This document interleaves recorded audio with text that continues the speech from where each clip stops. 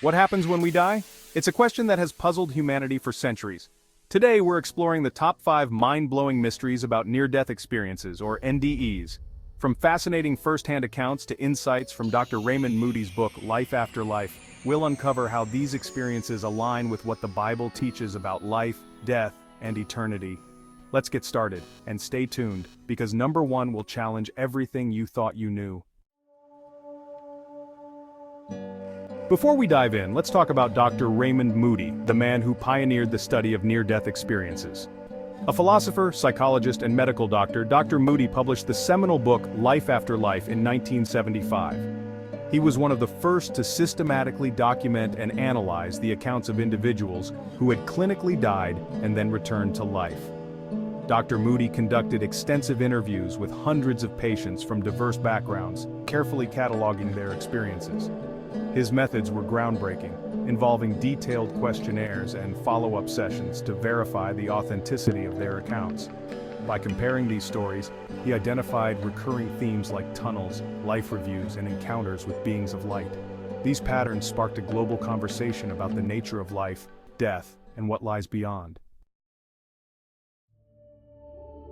Number 5. The tunnel and the light. One of the most common elements of NDEs is the sensation of traveling through a tunnel toward a radiant, welcoming light. People describe the light as more than just illumination, it's pure love and peace.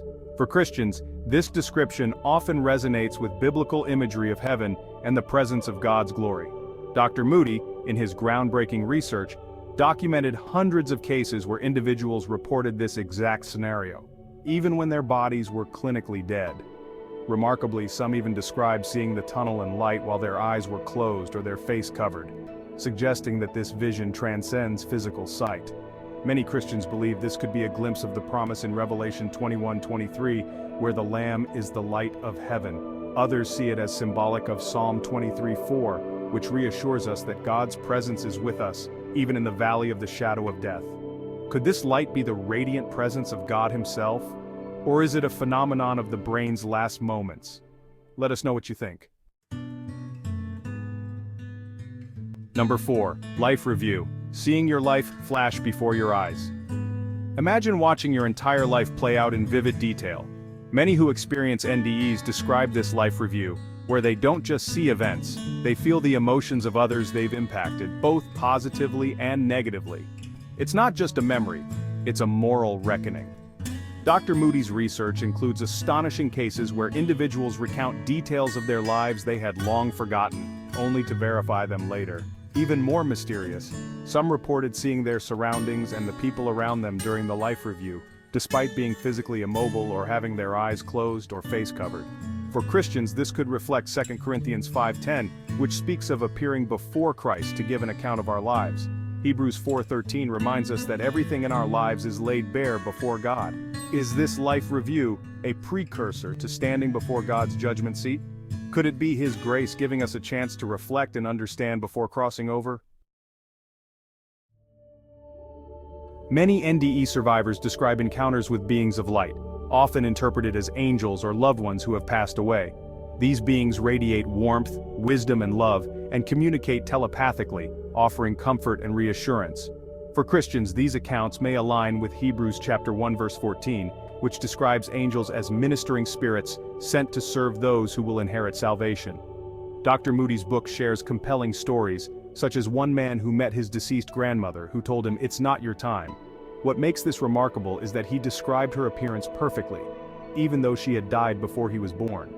Many others report being greeted by loved ones or angelic figures who seem to act as guides, much like the angels described in Luke chapter 16 verse 22, who carry Lazarus to Abraham's side. Could these beings be part of God's promise to never leave us alone, even in death? Imagine floating above your own body, watching doctors and nurses work to save you. Out-of-body experiences, or OBEs, are another fascinating aspect of NDEs. What's shocking is the accuracy of these accounts.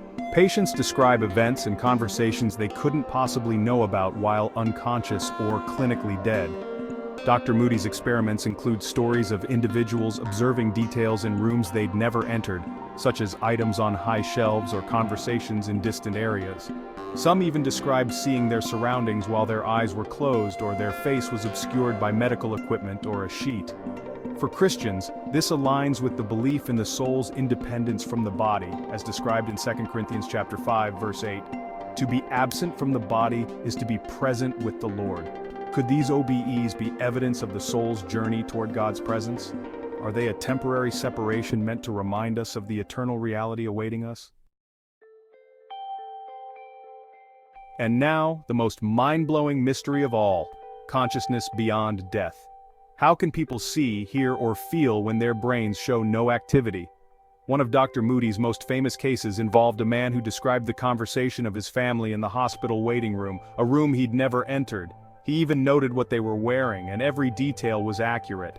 Even more astonishing, some individuals report perceiving their surroundings and loved ones while their body was entirely covered. For Christians, this aligns with the belief that the soul is eternal and does not rely on the physical body. Jesus' words in John chapter 11 verse 25 bring comfort. I am the resurrection and the life. The one who believes in me will live, even though they die.